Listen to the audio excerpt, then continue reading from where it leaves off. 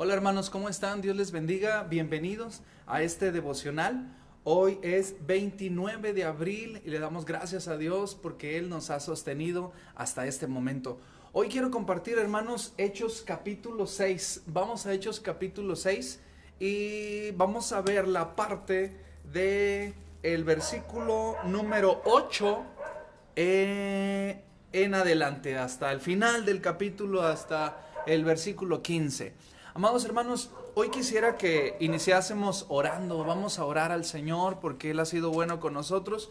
Vamos a orar por nuestros niños. Yo sé que mañana es Día del Niño. Mañana vamos a tener un tiempo precioso en nuestras casas. Seguramente muchos artistas y pastores y hermanos harán cosas lindas para los niños durante el día de mañana. Yo quisiera orar por ellos. Voy a orar hoy y también oraremos mañana porque ellos son pues la razón a veces de nuestro existir, de nuestra experiencia de padres. Le doy gracias a Dios porque yo tengo dos de los más bonitos, perdón por el comentario, de los más hermosos, mi Kairos. Desde que él llegó a mi vida me iluminó mi existir. Yo le digo a mi hijo, y se lo he dicho muchas veces, amigos, hermanos, que yo no había entendido Juan 3:16.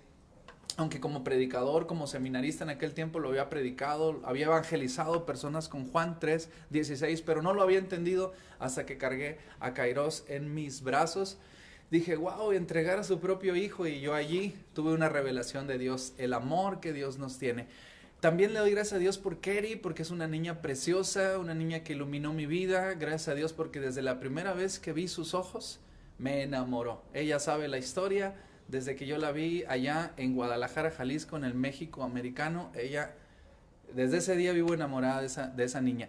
Gracias a Dios por los niños. ¿Por qué no nos comparte la gracia que Dios ha tenido al darle estos pequeñitos? Oremos por ellos. Padre, en el nombre de Jesús te doy gracias por la vida de nuestros hijos, Dios. Gracias por la plenitud que tú les has dado en salud, Señor, en bienestar. Gracias por tu palabra en su corazón. Gracias porque si nuestros niños han sido salvos, Señor, alcanzaron la salvación, Señor. Gracias por esto, por esta bendición tan preciosa. Bendice a todos los niños, a todas las niñas, Dios, incluso a aquellos que carecen de padre, de madre, que viven con sus abuelos, etcétera.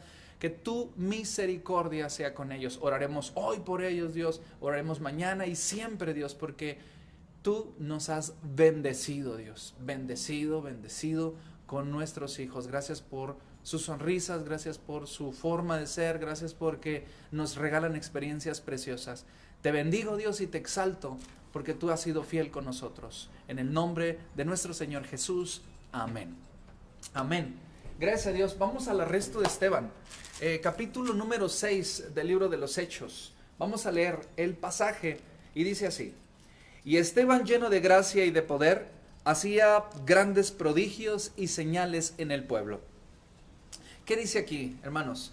Gracia y poder. No vamos a ir verso por verso o idea por idea para que vayamos abarcando todo el texto. Gracia y poder. Bueno, yo no sé si ustedes han leído el libro de los Hechos, pero yo les pido por favor que nos acompañen el día de mañana porque empezaremos el capítulo 7 y en el capítulo 7 está la recopilación más amplia, más detallada, más inclusiva de todas las promesas y de los pactos que Dios hizo con el pueblo de Israel, y vienen de la boca del diácono Esteban. Esteban, lleno de gracia y de poder. Esta frase parece referirse a la manera tan fluida, tan sobria, tan sustentada, tan correcta, tan apasionada, tan agradable, tan clara en cómo Esteban se expresaba. Gracia. Una llenura, una bondad, un temple, un peso específico a la hora de pararse y de poder expresar la palabra del Señor. Y poder persuasivo, con denuedo, esa palabra que ya ha aparecido, apasionado. Así era Esteban a la hora de estar compartiendo la palabra. Versículo número 8 nos habla acerca de que Esteban, el diácono Esteban, era un hombre lleno de gracia y de poder para compartir la palabra. Versículo número 9. Entonces se levantaron unos de la sinagoga llamada de los Libertos y de los de Cirene, de Alejandría, de Cilicia y de Asia, disputando con Esteban. Ahí está la gente, ¿no? El diácono que había sido nombrado el capítulo anterior. La iglesia crecía y ahora este hombre estaba aquí Ahora este hombre estaba aquí debatiendo, compartiendo, dando discurso con otras personas. Ahora, ¿quiénes son estas personas? Por lo menos podemos hablar de judíos, profesantes de la fe judía, quienes pertenecían por lo menos a 3 o 4 sinagogas. Ahora, sinagoga es una palabra que significa centro de instrucción, casa de oración. La sinagoga, a diferencia del templo, eran lugares pequeños en donde se congregaban personas afines social, cultural o étnicamente. Se congregaban en la sinagoga y allí había un rabino que tenía instrucción para ellos. Allí en la sinagoga se hacían algunos ritos y estaban por todo el mundo antiguo en aquella ocasión. La sinagoga es un lugar de instrucción de la fe judía. Y parece que en este debate que Esteban está presentando con algunas otras personas, hay por lo menos representantes de 3 sinagogas. Porque deben ustedes saber que las sinagogas no era como las iglesias cristiano-evangélicas hoy en día, que llegan un diputado y puede llegar un boleador de zapatos y puede llegar un ingeniero, pero puede llegar una marchante, una persona que vende frutas y verduras en la calle, puede llegar el de los raspados, y dentro de la iglesia todos somos iguales. Yo le he dicho a mi congregación que si usted es médico, que si usted es doctor, que por cierto estamos orando por ustedes, pero cuando entra a la iglesia deja su bata afuera. Aquí todos somos hijos de Dios, aquí todos somos hermanos. Si usted es presidente municipal, y yo recuerdo que en Tlatlauquitepec, Puebla, donde hice mi primer viaje misionero, el presidente del pueblo era miembro de la congregación. De hecho, nos reuníamos en ocasiones en el patio de su casa y bien claro el hermano nos decía: hermanos, yo soy hermano, aunque sea presidente municipal, mi presidencia yo la dejo afuera y cuando entro somos todos hermanos. Qué humildad, qué gracia tenía el hermano. Y así es en las iglesias cristiano-evangélicas, pero no en la sinagoga. En la sinagoga había sinagogas para determinado grupo étnico, había sinagogas para determinado rasgo social, había sinagogas para cada una de las personas, porque se podían entender mejor, incluso los idiomas eran diferentes. Y aquí tenemos por lo menos representantes de 3 sinagogas. Dicen libertos. Los libertos son judíos descendientes de los esclavos que en algún momento en el año 63 a.C. el general Pompeyo había capturado. Y después de haberlos dejado salir, los hijos de estos hombres y los nietos de estos hombres y estos hombres ya ancianos habían formado una sinagoga que tenía un rasgo característico muy particular. Eran personas que habían sido esclavas y que habían estado agradecidas con Jehová, Dios de los ejércitos, por darle esas libertades. Entonces eran los libertos. Ahora, también tenemos a los de Cirene. Cirene es una población al norte de África. ¿Se acuerdan de Simón de Cirene? Simón de Cirene era un hombre que le ayudó a Jesús a cargar la cruz. Entonces, en esa ocasión, también podemos entender que los de Cirene eran del norte de África. También tenemos a los de Alejandría. Los de Alejandría era una ciudad al norte de África, en la desembocadura del río Nilo. Alejandría posteriormente fue una escuela de interpretación de la palabra del Señor, una escuela de hermenéutica y teología, muy posteriormente, pero allí había una sinagoga. También había gente de Cilicia y de Asia, actualmente el país de Turquía.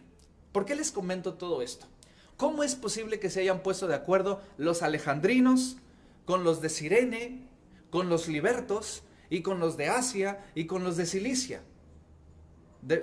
Dato histórico: Cilicia es la región en donde se encuentra Tarso. ¿Y saben quién era de ahí? Saulo de Tarso, el que también llamamos el apóstol Pablo. Es posible que Pablo, o ahora Saulo, asistiera a esa sinagoga de los de Cirene. Ahora, ¿qué está pasando, hermanos? ¿Qué está pasando? ¿Cómo se pusieron de acuerdo, hablando diferentes idiomas, teniendo diferente estructura económico-social, teniendo diferentes ancestros, pero para debatir en contra de Esteban se pusieron de acuerdo? ¿No está interesante esto? De varias sinagogas se pusieron de acuerdo para presentarle defensa a Esteban y poder debatirle. ¿Cuál era el debate?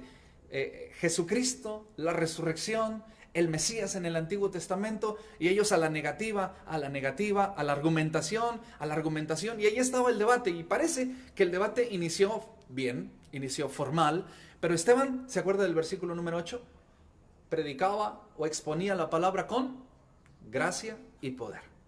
Y estos hombres están allí debatiendo, haciendo uso de todo su conocimiento, pero deben saber que Esteban también está bastante documentado. En el capítulo número 7 del libro de los Hechos van a ver cómo Esteban hace una argumentación bien hermosa que mañana veremos. En el versículo número 10 encontramos un detalle. Miren lo que dice la palabra del Señor en el versículo número 10.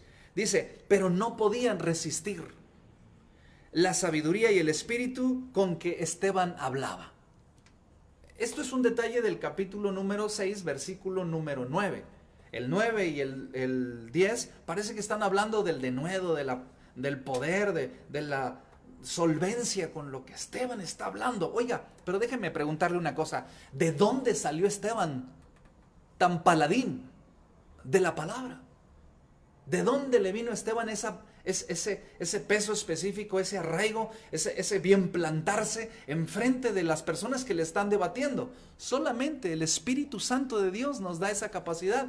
Y digo nos porque se la da a usted, me la puede dar a mí y se la puede dar a cualquiera que hable con denuedo el poder de la palabra del Señor. Recuerden que Esteban no se dice más de él. No sabemos si es algún erudito, no sabemos si es alguna persona letrada, no sabemos si es una persona pues con cierta educación, pero lo que sí sabemos es que respecto de la palabra de Dios se sabe expresar y se sabe expresar bien. Mire lo que dice la palabra del Señor en el versículo número 11. Entonces sobornaron a unos para que dijesen que le habían oído hablar palabras blasfemas contra Moisés y contra Dios. No pueden con él. No pueden con él. Ellos dan un argumento, Esteban da un argumento más poderoso. Ellos dan más argumentos y Esteban vuelve a plantear el argumento antiguo testamentario y entonces ellos no pudiendo resistir. Está interesante eso, ¿eh? No pudiendo resistir. Ahora, es impresionante. Esteban versus los de Cirene, los de Asia. ¿Sí se acuerdan? Los libertos, los de Alejandría. ¿Qué está pasando? Tantos hombres con una fe bien arraigada, poseedores del conocimiento, fariseos, saduceos, cualquiera que ellos hayan obtenido, no podían debatir contra Esteban. No resistieron la sabiduría y el poder con que él les hablaba. Y ellos entonces recurren al soborno. ¿Se acuerdan a quién también sobornaron con testigos falsos? A las personas que presentaron defensa en contra de Jesús. Parece que se les está haciendo costumbre presentar testigos falsos para agredir a los predicadores del reino de Dios. El soborno es un acto de corrupción. El enojo y la impotencia es un rasgo distintivo de no poder sostener contra la verdad argumento. Y te voy a decir aquí una cosa. Si tu fe, si tu verdad es insostenible, deja de sostenerla. Escúchame con mucha atención. Si tu fe, si tu verdad es insostenible, deja de sostenerla. Algún día escuché un mensaje que decía algo así: los hombres sostenemos a los ídolos, pero Dios sostiene a los hombres. Escuche con atención. Los hombres sostenemos a los ídolos, de cualquier índole. Pueden ser religiosas, afamados, etc. Héroes. Los hombres los sostenemos. Se alimentan del halago, se alimentan de la devoción, se alimentan de la ignorancia del pueblo para poder ser sostenidos, sean estos vivos o sean estos muertos, y alguien más esté beneficiando de esto. Pero no puede sostener a Dios. Los hombres no podemos sostener a Dios. Dios nos sostiene a los hombres. Esta es una verdad innegable. Ahora déjeme decirle una cosa. ¿Cuál es tu verdad? ¿Cuál es tu argumento? ¿Cuál es tu fe? Y aquí hay algo muy práctico. Si tú estás en una oposición, si tú estás en un conflicto, si tú estás en un debate, en un juego de ideas, y tu argumento es insostenible, no recurras a la corrupción, no recurras al soborno, no recurras a la maldad, al lado negativo, para poder hacer daño al que está contra ti. ¿Qué es lo que debo hacer entonces, pastor? Yo no sé si ustedes se acuerdan, pero en el capítulo anterior, en el capítulo 6, antes de que terminaba, Déjenme ir para allá, para que ustedes y yo recapacitemos en esto. Dice el versículo número 7, versículo 7 del capítulo 6. Observe lo que dice. Y crecía la palabra del Señor y el número de los discípulos se multiplicaba grandemente en Jerusalén. Y escuche, también muchos sacerdotes obedecían a la fe. ¿Qué está pasando? ¿Cuál es la diferencia entre los sacerdotes que obedecían a la fe y estos hombres que debaten contra Esteban y que además de no poder y no resistir el argumento poderoso de la palabra del Señor en la boca de Esteban, recurren al soborno y a la corrupción para poderlo acallar? ¿Cuál es la diferencia entre los que debaten con Esteban y los sacerdotes que abrazan la fe cristiana? Humildad. Humildad. Los sacerdotes, al no poder resistir el argumento, la fe, el poder, la gracia, se arrepentían y, siendo sacerdotes, iban a la fe del Mesías. Ahí empezaron los primeros judíos mesiánicos. Gloria a Dios por todos los hermanos judíos mesiánicos. ¿Qué significa esto? Nacieron judíos, pero abrazan la fe del Mesías, del Cristo Jesús. Y aquí está el gran parteaguas. Los sacerdotes, siendo sacerdotes, seguramente más conocedores que los que de la sinagoga de los libertos, de la sinagoga de los de Alejandría, de los de las sinagogas que ya les he platicado, seguramente más conocedores, más experimentados, más empapados de la Torá, más empapados de las reglas fariseas, saduceas, esenias, etc. Tenían la humildad de arrepentirse de sus pecados y venir al Mesías. ¿Cuál es la diferencia entre el sacerdote que viene al Mesías, sacerdote judío que viene al Mesías, y los que debatían contra Esteban? Humildad. Creo que ese es un rasgo característico de los hijos de Dios. Se requiere humildad, se requiere reconocer que estamos sosteniendo una verdad insostenible. Y yo te voy a decir una cosa, tú que me estás escuchando y que por gracia de Dios me estás escuchando y que no sostienes la fe cristiano-evangélica, te voy a dar un consejo. Si tú vienes de cualquier extracto religioso, yo no quiero nombrar ni saber cuál, pero tienes preguntas, tienes que hacerlas fuerte y claro a tus líderes. Incluso si tú eres cristiano evangélico de cualquier denominación y tienes preguntas, tienes que hacerlas. ¿Sabes por qué? Porque Dios nos dio la capacidad de pensar para poder relacionarnos de una mejor manera con Él, porque Dios es un Dios inteligente. Pero cuando la inteligencia llega a su límite, la humildad entra en función. Los sacerdotes seguramente también argumentaron, pero al final decidieron venir al Mesías. Pero estos hombres ahora están sobornando a otros para poder arrestar a Esteban. Y déjame decirle una cosa, lo están acusando de blasfemia. Mira lo que dice el Antiguo Testamento. ¿Qué significa la palabra blasfemia? Pues decir algo en contra de la fe, decir algo en contra de Dios, maldecir, etc. Mira lo que dice el versículo número 13 del capítulo número 24 del Levítico. Y Jehová habló a Moisés y le dijo, saca al blasfemo fuera del campamento. Todos los que lo oyeron blasfemar, pongan sus manos sobre la cabeza de él y apedréenlo toda la congregación. Y los hijos de Israel hablarás esto diciendo, cualquiera que maldijere a su Dios, llevará su iniquidad. Y el que blasfemar en el nombre de Jehová ha de ser muerto. Toda la congregación lo apedreará. Así el extranjero como el natural, es decir, el prosélito, el que viene de fuera o el que haya nacido judío. Dice, si blasfemare el nombre con N mayúscula, que muera. Entonces, la acusación de blasfemia, ya saben cuál es la sentencia. Lapidación. Lapidación es decir, apedrearlo, matarlo toda la congregación. Pero hay un rasgo interesante en la lapidación. Cuando tú estás, bueno, perdón por el comentario, pero cuando se lapidaba, no cuando tú estás lapidando, sino cuando se lapidaba a alguien, o sea, cuando se apedreaba a alguien, había quebranto, había lloro. La congregación sufría, la congregación judía sufría porque el blasfemo surgió de entre nosotros. Y cada pedrada que pegaban al blasfemo era una pedrada en su corazón, porque al morir el blasfemo no es no es cortar lo malo. Es que de nosotros salió el blasfemo y a nosotros nos duele tener que separarlo. Esa era la esencia de la lapidación. No era la ira, no era el ensoberbecerse. Por eso Jesús le dijo: el que esté libre de pecado, que arroje la primera piedra. Porque la lapidación era un juicio, pero que juzgaba más al que caía bajo las piedras. Juzgaba a la congregación y al liderazgo. Este es blasfemo y surgió de entre nosotros. ¿Qué pasó? Faltó enseñanza, faltó instrucción, faltó seguimiento, faltó amor, faltó compasión. Y ahora, como nosotros hemos fallado, tenemos que nosotros, por nuestras propias manos, al que amamos, al que comparte con nosotros, al que es de entre nosotros, nosotros tenemos que lapidarlo. Esa era la verdadera esencia de la lapidación.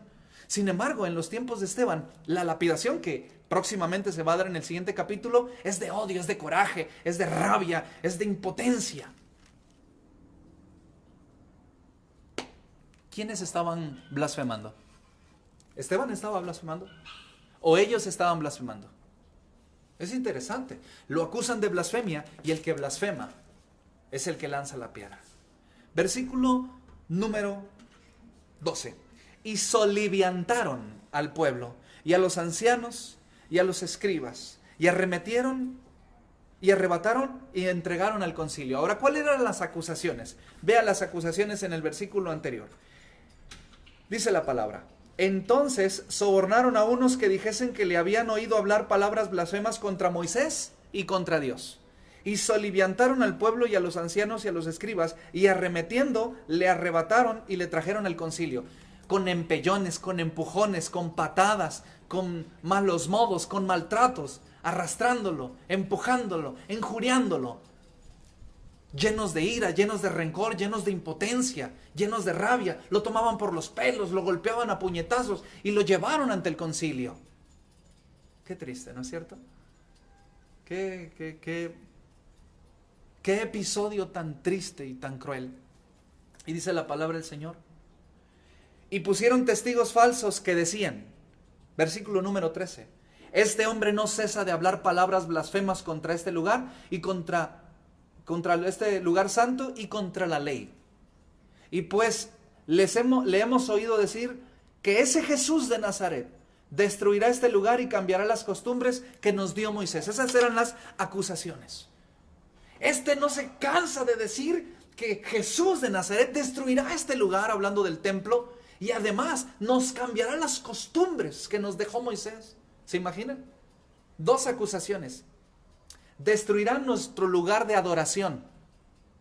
Destruirá nuestra institución. Destruirá nuestra forma de concebir a Dios. Destruirá y sacará de quicio toda nuestra fe. Porque el templo era el centro de la fe. Debo decirle que no Jehová, sino el templo. Y además nos va a cambiar las costumbres que nos dejó Moisés. Ya no vamos a celebrar la Pascua, la luna nueva, los días de reposo, la ofrenda de cereal, la ofrenda de aceite, que serán las costumbres que les dejó Moisés. Yo le quiero preguntar una cosa. A pesar de que eran testigos falsos, estaban diciendo la verdad. ¿Puede notar? Les pagaron para que dijeran blasfema. Estas dos cosas. Pero, ¿qué sucedió en el año 70 de la era cristiana? Destruyeron el templo. ¿Y qué sucedió con la iglesia? Hoy en la tarde una hermana amada en Cristo me preguntaba: pastor, ¿nosotros no celebramos la fiesta judía de 50 días después de la Pascua llamada Pentecostés? Y yo le dije: no la celebramos. Entonces sí nos vino a cambiar las costumbres de Moisés. Yo nunca he celebrado Seder o Pascua.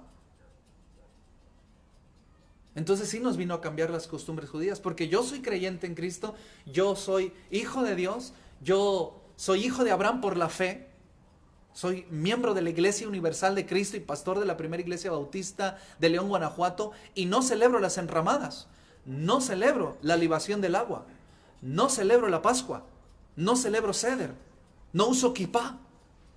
¿Qué significa esto? Entonces sí Jesús vino a cambiar las costumbres. Entonces sí Jesús Porque ¿quién más dio la autoridad para destruir el templo? Los testigos falsos estaban diciendo la verdad. Aunque Jesús había dicho que destruiría el templo, pero se refería a su cuerpo. Destruyan este templo y en 3 días lo edificaré. El contexto del Nuevo Testamento. Y es cierto, al tercer día resucitó. Pero volvamos al contexto de Hechos. Las 2 blasfemias eran verdad. Los testigos falsos, dijeron verdad. Jesucristo desquició, es decir, quitó el quicio, es decir, sacó del centro la fe judía y la colocó en el Mesías. Entonces, sí es cierto que vino a cambiar las costumbres y que el centro de adoración dejó de ser el templo. ¿Sabía usted que todavía los judíos, amigos judíos, que todavía practican la fe judía, se dirigen hacia Jerusalén para orar? Pero nosotros, ¿hacia dónde nos dirigimos, cristianos? Ora a tu Padre que está en secreto, cierra tu puerta, y tu Padre que te ve en secreto te recompensará en público. Nosotros ni siquiera sabemos para dónde queda la Meca o para dónde queda Jerusalén. A veces nos perdemos hasta en el Walmart. Pero cuando oramos, oramos a Dios, el creador de los cielos y de la tierra. Entonces sí cambiaron las costumbres. Entonces sí, el templo se destruyó, solamente queda parado el muro de los lamentos. Entonces, ¿quiénes eran los blasfemos? ¿Esteban o ellos? Entonces, ¿eran testigos falsos? Pues tan falsos, que dijeron 2 verdades. ¿Por qué no continuamos con el versículo número 11? Y entonces dice, 14 dice, pues le hemos oído decir a ese Jesús de Nazaret destruirá este lugar, se destruirá en el año 70, y cambiará las costumbres que nos dio Moisés. La iglesia cristiana evangélica, la iglesia cristiana, no celebra más que la Navidad y Semana Santa. De las celebraciones judías, ni una sola celebra la cristiandad. Y si alguna celebra, en este momento se me está olvidando, pero hágame el comentario, ¿cuál celebración judía celebra la iglesia cristiana evangélica? 15. Entonces todos los que estaban sentados en el concilio, al fijar los ojos en él, vieron su rostro como el rostro de un ángel. ¿Sabe usted cómo es recordado Esteban? Esteban es recordado como el primer mártir. Ahora, la palabra mártir en español viene del griego mártir, que significa testigo. Está interesante. Esteban fue el primer mártir porque fue la primera persona que murió lapidada por sostener la fe. Mártir significa testigo en la palabra original. Ahora, le quiero preguntar una cosa. ¿Qué significa la palabra ángel? La palabra ángel significa mensajero. Y entonces todo tiene sentido. Esteban, el primer diácono, murió siendo el primer mártir, el primer testigo de la iglesia. Y su sangre, por la lapidación, fue derramada. Y cuando su sangre fue derramada, que lo vamos a ver en el capítulo 7, la iglesia cristiana del primer siglo es perseguida. Yo quisiera coincidir con ustedes con tres enseñanzas. Número 1, Esteban fue diácono, fue llamado para servir las mesas, pero terminó haciendo milagros, señales y siendo el primer mártir. Enseñanza número 1, Dios siempre te llama a cosas grandes. Sabes en dónde empieza tu ministerio, pero no sabes en dónde va a terminar. Y déjenme compartir en algunos segundos mi experiencia. La primera vez que yo prediqué la palabra del Señor fue en Los Bellos, municipio de Sotolamarina, Tamaulipas. El hermano pastor de aquel lugar, Luis, yo era una de las pocas personas que sabía leer en la congregación, y me dijo, voy a salir a Sotolamarina y yo necesito que tú prediques. Ese fue mi primer sermón. No me pregunten qué prediqué, pero ese fue mi primer sermón. Yo no sabía dónde iniciaba el ministerio que Dios me había dado. Y ahora, después de algunos años, soy pastor de la primera iglesia bautista de la hermosa ciudad de León, Guanajuato, y todavía queda camino por recorrer. Enseñanza número 1. Sabes en dónde empiezas a servir, pero no sabes dónde vas a terminar. Primera enseñanza, Dios siempre te llama a cosas grandes. Esteban fue llamado para servir mesas y terminó siendo el primer mártir de la iglesia cristiana. Enseñanza número 2. La iglesia enfrentó oposición. Esteban fue el primer mártir, les he dicho, testigo. Pero al ver su rostro como de un ángel en medio de aquel concilio, siendo acusado, siendo abofeteado, siendo violentado, solo puedo aprender una cosa: Dios siempre, siempre, siempre te respalda. Dios siempre te respalda. Aunque las circunstancias de tu alrededor parecen absurdas, aunque las circunstancias de tu alrededor parecen adversas, está siendo golpeado, está siendo injuriado, hay testigos falsos, tiene todas las de perder, no está la iglesia, no está Pedro, no está Jacobo, no está nadie, no está Juan. Jesucristo lo sostuvo y su rostro se vio como la de un mensajero de Dios. Eso significa, cuando voltearon a verlo después de las acusaciones, vieron en su rostro el rostro de un mensajero de Dios. Puedo hacerlo místico este texto y decir, le brillaba la cara, se puso bien guapo y le salió una aureola, etcétera, pero el texto está diciendo, vieron su rostro como un rostro de un mensajero de Dios, con autoridad, con paz, con gracia, con serenidad, con seguridad, a pesar de haber sido violentado, golpeado y estar a punto de ser lapidado. Después del discurso que dio, lo lapidaron, pero se le ve paz, confianza, temple, seguridad, gracia. Proyecta a Dios en su rostro. Por eso la palabra ángel. Amados hermanos, 2 enseñanzas en esta ocasión. La primera, Dios siempre te llama a algo grande. Recuerda Esteban. Segunda enseñanza, Dios siempre te respalda. Y cuando Dios te voltea a ver, que vea un mensajero de Dios. Un mensajero de Dios. Si te están agrediendo, si te han agredido, si te han corrido, si han abusado de ti por ser cristiano, por sostener la verdad, por decir las cosas como deben ser, si has sido violentado, entonces has sido testigo, mártir, testigo. No permitas que nadie te robe el gozo de ser mensajero de Dios. No permitas que nadie te robe el gozo de ser ese que empieza. En lo poco ha sido fiel y sobre mucho será puesto. Dios siempre te está llamando para cosas más grandes. Amén. Muy bien, hermanos, terminamos hasta aquí. Esteban, el día de mañana, capítulo número 7, vamos a ver el gran discurso precioso de Esteban, donde aparecen el pacto davídico, el pacto de Abraham y cosas bien interesantes del Antiguo Testamento, una interpretación preciosa del Antiguo Testamento. Así que mañana, hermanos, no se pierdan el devocional.